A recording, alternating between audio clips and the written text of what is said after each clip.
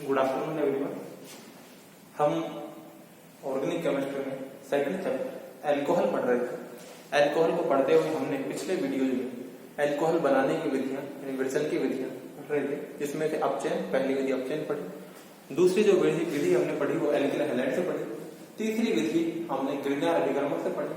और ग्रिग्नार अभिकर्मक से हमने ये बताया कि प्राइमरी, सेकेंडरी और टर्शियरी अल्कोहल किस किस रिएजेंट के ग्रिग्नार अभिकर्मक यानी किस किस सबस्ट्रेट से ग्रिग्नार अभिकर्मक की रिएक्शन करवाने से बनते हैं।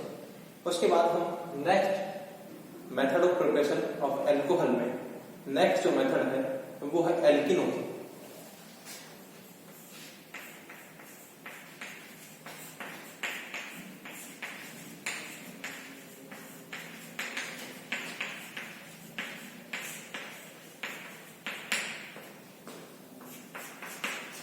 एल्किनो के जलीय योजन द्वारा देखिए, एल्किनो का जलीय योजन यानी एल्कीन पर जल का योग HOH का योग, एल्कीन पर जल का योग जो है वो तीन प्रोसेस से हो सकता है। पहला है डायरेक्ट एडिशन, दूसरा है हाइड्रोबोरेशन ऑक्सीडेशन और तीसरा है ऑक्सीमर्क्यूरेशन डीमर्क्यूरेशन। यानी कि एल्किनो पर जल का योग जो है वो तीन तरह से हो सकता है। पहला है सीधा जल का योग डायरेक्ट, दूसरा जो है वो ऑक्सीमर्क्यूरीकरण विमर्क्यूरीकरण, तीसरा जो है हाइड्रोबोरीकरण ऑक्सीकरण। तो हम पहला पढ़ेंगे जो है डायरेक्ट एडिशन। डायरेक्ट एडिशन पढ़ेंगे पहला। देखिए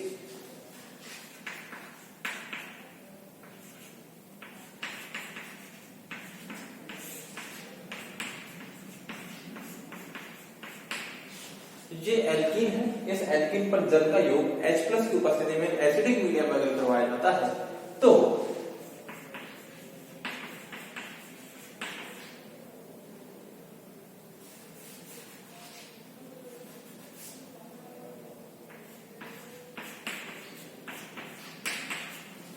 एसिडिक मीडियम में करवाया जाता है तो ये द्विबंध जो है उसमें से एक बंध टूट जाता है और एक कार्बन पर H और एक कार्बन पर OH जुड़ जाता है। सामान्य अवस्था में यही होता है, लेकिन ये जरूरी नहीं है कि जिस द्विबंध जो टूट रहा है उसी कार्बन पर H और OH जुड़े। वो हम आगे मैकेनिज्म में हम देख लेंगे कि ये कैसे हुआ होगा, इसकी क्रियाविधि हम देखेंगे।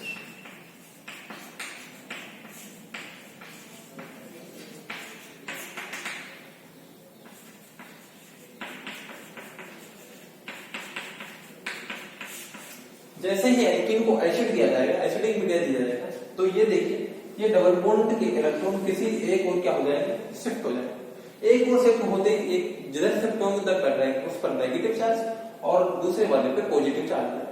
ये जो नेगेटिव चार्ज जिस पर आएगा ये नेगेटिव चार्ज इस H+ पर अटैक करेगा और H+ वहां नेगेटिव चार्ज पर जाके जुड़ जाएगा क्योंकि H पर पॉजिटिव चार्ज है इसलिए। और बनेगा देखिए ये CH2 और इस पर H जुड़ गया और इस पर आ गया है पॉजिटिव चार्ज। देखिए ये बन गया है कार्बोकैटायन। कार्बोकैटायन कार्बोधनायन ये इंटरमीडिएट की तरह काम करता है, एक इंटरमीडिएट है। चलिए फिर आगे हम इसकी रिएक्शन जल से करवाते हैं क्योंकि एडिशन तो हमको जल में करवाना है। ये तो हम H की तरह काम में ले रहे हैं H+। तो देखिए जल जो है उसमें ऑक्सीजन जो है वाटर में ऑक्सीजन के पास लोन पेयर होता है और ये लोन पेयर जो है वो नाभिक स्नेही की तरह काम करता है और यहाँ पर इसके पास इलेक्ट्रॉनों की कमी है, इसके पास इलेक्ट्रॉन की अधिकता है, तो ये अपना इलेक्ट्रॉन पेयर यहाँ दे करके बंध बना सकता है। यानी कि ये न्यूक्लियोफाइल और इलेक्ट्रोफाइल, एक न्यूक्लियोफाइल और इलेक्ट्रोफाइल के बीच में आसानी से रिएक्शन हो जाती है। हमेशा रिएक्शन जो है न्यूक्लियोफाइल और इलेक्ट्रोफाइल के बीच में ही होगी, कभी भी न्यूक्लियोफाइल और न्यूक्लियोफाइल के बीच में या इलेक्ट्रोफाइल और इलेक्ट्रोफाइल के बीच में रिएक्शन नहीं हो सकती है। यानी कि रिएक्शन होने के लिए एक इलेक्ट्रॉन डेफिशिएंट स्पीशीज और एक इलेक्ट्रॉन रिच स्पीशीज का होना जरूरी है। तो ये इस टाइम में इलेक्ट्रॉनिकली रिच स्पीशीज यानी इलेक्ट्रॉन अधिकता वाली स्पीशीज है और ये इलेक्ट्रॉन कमी वाली स्पीशीज है। तो ये लोन पेयर यहाँ पर क्या करेगा, अटैक करेगा, इस पे अटैक करेगा और ये OH2 यानी H2 जो है वो इस पे जाके जुड़ जाएगा। देखिए क्या होगा,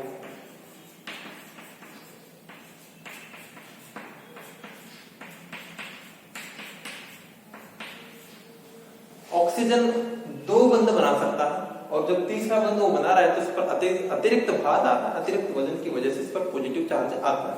या दूसरे शब्दों में मैं ये कह सकता हूँ कि न्यूट्रल स्पीशीज ने अपने लोन पेयर इसको दी तो इसका पॉजिटिव चार्ज खत्म हो गया और इस पर पॉजिटिव चार्ज आ गया। चलिए नेक्स्ट स्टेप में यहां से ये H जो है वो H प्लस के रूप में बाहर निकल जाएगा। क्या हुआ? H प्लस के रूप में बाहर निकल जाएगा और ये बन जाएगा देखिए CH2 यहाँ पर H और यहाँ पर OH, ये बच गया। तो फाइनली यहां से और अपन यहां देखते हैं तो H एक कार्बन पर H और एक कार्बन पर OH का एडिशन हुआ है। H प्लस जो हमने यहाँ पे काम लिया था वो H प्लस वापस से रिएक्शन मिक्सचर में निकल गया है। तो ये H और OH का एडिशन ये डायरेक्ट हो रहा, तो डायरेक्ट एडिशन कहलाता है। तो जल का डायरेक्ट नहीं होगा। चलिए आगे देखिए, दूसरा एग्जांपल देखिए इसका।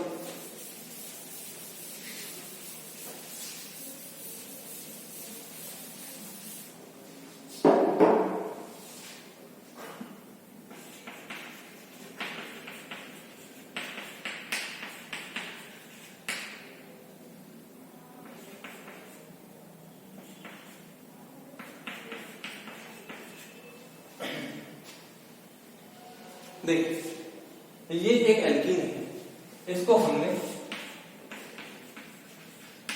H2H प्लस किया, तो सबसे पहले H प्लस यहाँ टेक करें। अब देखिए ये बॉन्डिंग के इलेक्ट्रॉन पहली वाली स्थिति में इधर जाए चाहे इधर जाए उससे कोई ज्यादा फर्क नहीं पड़ रहा था क्योंकि दोनों तरफ एक ही कार्बन है। अब इस बॉन्डिंग के इलेक्ट्रॉन या तो इधर जा सकते हैं या इधर जा सकते हैं। देखिए अब इधर से ये ज्यादा ग्रुप जुड़े हुए हैं तो इसका इंडक्टिव इफेक्ट लगेगा और ये इलेक्ट्रॉनों को धक्का देंगे और ये इधर चले जाएंगे। ये इंडक्टिव इफेक्ट क्या होता है ये आपने फर्स्ट ईयर में पढ़ा होगा और आप वहीं से उसको कंसल्ट करें। देखिए तो ये इलेक्ट्रॉन इधर से इसका इंडक्टिव इफेक्ट लगने की वजह से ये इलेक्ट्रॉन को इधर धक्का देगा, इलेक्ट्रॉन को इधर क्या देगा? धक्का देगा। धक्का देने की वजह से ये इलेक्ट्रॉन इधर से इधर जाएंगे और इस पर नेगेटिव चार्ज आएगा, इस पर पॉजिटिव चार्ज आएगा।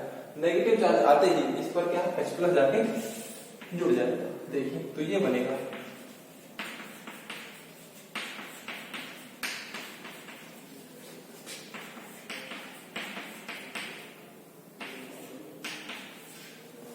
इस CH2 पर एक H जुड़ गया तो हमने डायरेक्ट उसको CH3 लिख दिया है और यहां पर आ गया पॉजिटिव चार्ज। देखिए अगले स्टेप में जल जिसके पास लोन पेयर है वाटर वो इस पे क्या करेगा? अटैक करना चाहिए। अगले स्टेप में क्या होना चाहिए कि हमने देखा कार्बोकेटाइन बना, कार्बोकेटाइन के बाद में ये H2 इस पे क्या करे? अटैक करे डायरेक्ट। लेकिन ये ऐसा नहीं होता, ऐसा नहीं होता। ये H2 अब यहां पर इस पर डायरेक्ट अटैक नहीं कर सकता। देखिए क्यों नहीं कर सकता वो सुनिए ध्यान से कि ये जो इंटरमीडिएट बनाए कार्बोकेटाइन उसके लिए ध्यान से सुनिए आप बात कि जब कभी भी किसी भी अभिक्रिया में कार्बोकेटाइन एज ए इंटरमीडिएट बनता है, कार्बोकेटाइन बनता है, तो कार्बोकेटाइन में अगर पुनर्विन्यास की कोई संभावना होती है तो पहले पुनर्विन्यास होता है और पुनर्विन्यास के बाद एक स्थायी कार्बोकेटाइन बनता है और उसके पश्चात आगे की अभिक्रिया संपन्न होती है। मैं रिपीट कर देता हूं, दोबारा से सुनिए इस बात को कि जब किसी भी अभिक्रिया में मुक्त कार्बोकेटाइन बनता है तो मुक्त कार्बोकेटाइन बनने के पश्चात पहले उसमें रीअरेंजमेंट अर्थात पुनर्विन्यास होता है और पुनर्विन्यास के पश्चात एक स्थायी कार्बोकेटाइन बनता है और वो स्थायी कार्बोकेटाइन आगे की अभिक्रिया में भाग ले जाते हैं। अब बोल साहब हमें कैसे पता चलेगा कि ये कार्बोकेटाइन स्थायी है या नहीं है, तो दूसरा पुनर्विन्यास से कैसे बनेगा या कैसे नहीं बनेगा, तो उसके लिए आप देखिए आगे। ठीक है, तो ये भी आगे H2 डायरेक्ट इस पे अटैक नहीं कर सकता है। अब देखिए क्या होगा,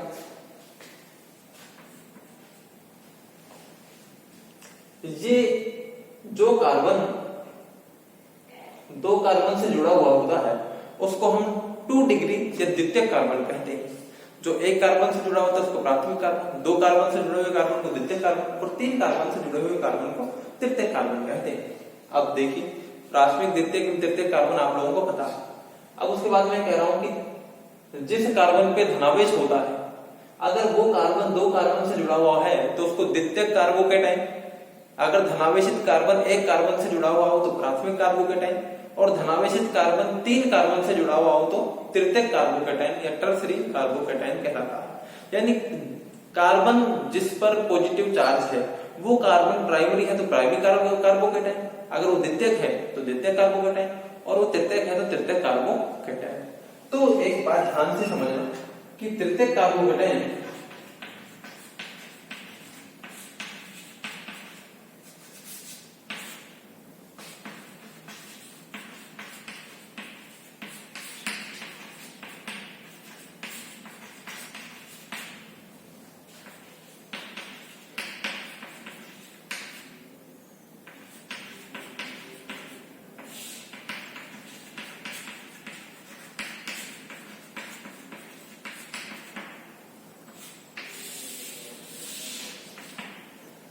कार्बोकैटायन का मतलब कार्ब धनायन है, यानी धनावेशित कार्बन एटम वाली स्पीशीज, तो कार्ब धनायन।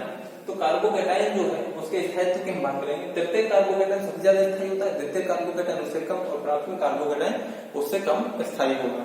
तो अगर किसी अभिक्रिया में प्राथमिक कार्बोकैटायन बन गया है, ठीक है, तो अगर रीअरेंजमेंट यानी पुनर्विन्यास के द्वारा द्वितीयक कार्बोकैटायन बनने की संभावना है, तो पहले द्वितीयक कार्बोकैटायन बनेगा और फिर वो अभिक्रिया में भाग लेगा। और माना कि प्राथमिक कार्बोकैटायन से द्वितीयक कार्बोकैटायन बन गया है और फिर भी ऐसा लगता है कि पुनर्विन्यास के द्वारा तृतीयक कार्बोकैटायन बन सकता है, तो तृतीयक कार्बोकैटायन बनेगा और फिर आगे की अभिक्रिया होगी। यानी पहले सबसे ज्यादा स्टेबल कार्बोकैटायन बनेगा, उसके बाद ही नेक्स्ट अभिक्रिया संपन्न होगी। अब तो सब ये पुनर्विन्यास कैसे होगा वो मैं इस एग्जांपल में आपको बता देता हूँ। आप लोग तो केवल ये ध्यान रखना कि अगर प्राथमिक कार्बोकैटायन है तो उससे पुनर्विन्यास के द्वारा द्वितीयक कार्बोकैटायन बनना, और द्वितीयक कार्बोकैटायन है तो तृतीयक कार्बोकैटायन बनना। यानी कि पुनर्विन्यास प्राथमिक से द्वितीयक, द्वितीयक से तृतीयक तब तक करवाते जाना जब तक कि सबसे ज्यादा स्थायी कार्बोकैटायन नहीं बन जाता है। तो पुनर्विन्यास एक से अधिक बार भी हो सकता है, वो तब तक होता रहेगा जब तक सबसे ज्यादा स्थायी कार्बोकैटायन नहीं बन जाए। फिर जब सबसे अधिक स्थायी कार्बोकैटायन बन जाएगा तो उस पर H2O का एडिशन हो जाएगा। चलिए अब देखिए पुनर्विन्यास कैसे होता है। पुनर्विन्यास कैसे होता है वो मैं आपको इस एग्जांपल में बता देता हूं। देखिए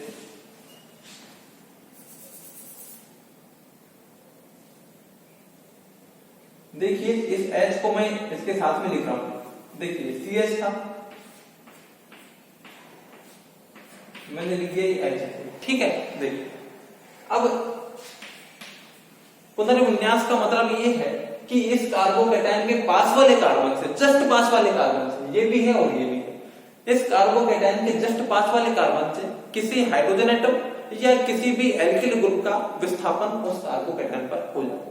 यानी इस पास वाले कार्बन से इस पास वाले कार्बन पे से हाइड्रोजन या कोई भी एल्किल ग्रुप का स्थानांतरण कार्बोकैटायन पर हो जाए तो वो क्या कहलाएगा, पुनर्विन्यास कहलाएगा। अब देखिए इसके पास 3 हाइड्रोजन है, यानी कि यहां से हाइड्रोजन यहां आ सकता है, एक संभावना, ये हाइड्रोजन यहां जा सकता है, 2 संभावना, और ये एल्किल ग्रुप यहां जा सकता है, 3 संभावना, और ये वाला ग्रुप भी यहां जा सकता है, ये चौथी संभावना है। यानी 4 संभावनाएं हो सकती है। देखिए मैं रिपीट कर देता हूं कि इस पर कोई भी पास वाले कार्बन से कोई भी एटम आ सकता है, वो कितनी संभावना है।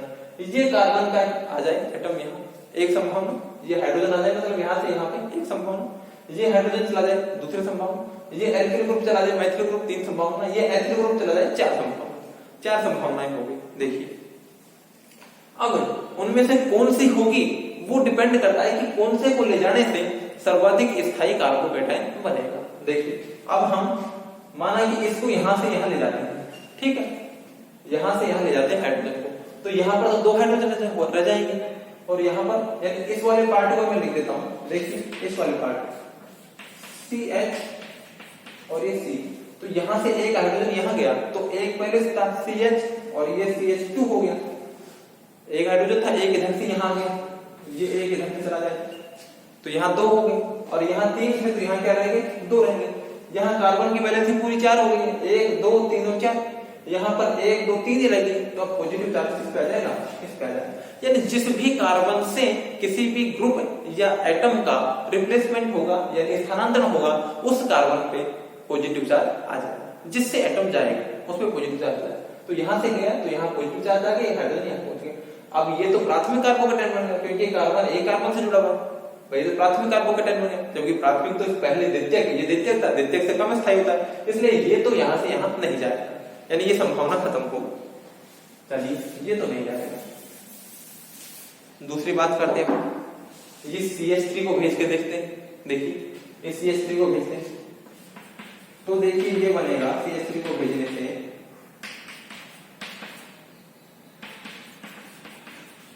अगर ये CH3 यहां से यहां चला जाए तो इस CH पर तो आ जाएगा CH3, ये धनावेश कहां जाएगा, ये यहां जाएगा। देखिए ये बनेगा, तो ये कार्बन भी 2 कार्बन से जुड़ा हुआ, ये भी द्वितीयक कार्बन, तो ये भी द्वितीयक कार्बन, फिर तो कोई बदलाव हुआ ही नहीं, द्वितीयक पहले था द्वितीयक अब, तो कोई बदलाव नहीं हुआ, कोई फायदा नहीं हुआ, स्टेबिलिटी नहीं बढ़ी। चलिए ठीक है, तो इसका मतलब ये भी नहीं होगा।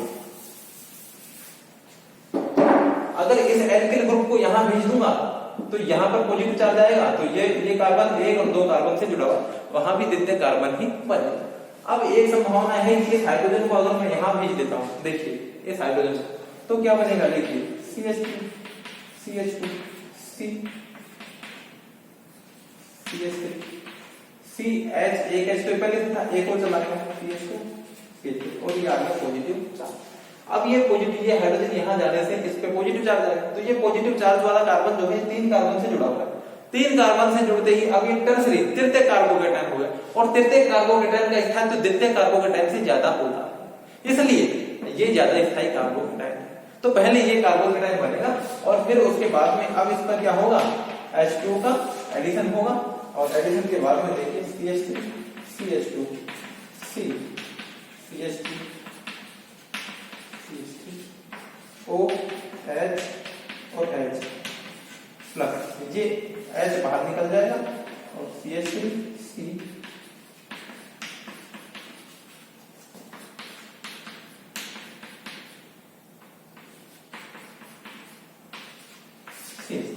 ये बनेगा। फाइनल प्रोडक्ट क्या बनेगा, ये देख, इसको देख करके लगता है कि यहाँ पर H यहाँ पर OH, यानी इन दो कार्बन के H और OH जुड़ना चाहिए, लेकिन ऐसा हुआ नहीं।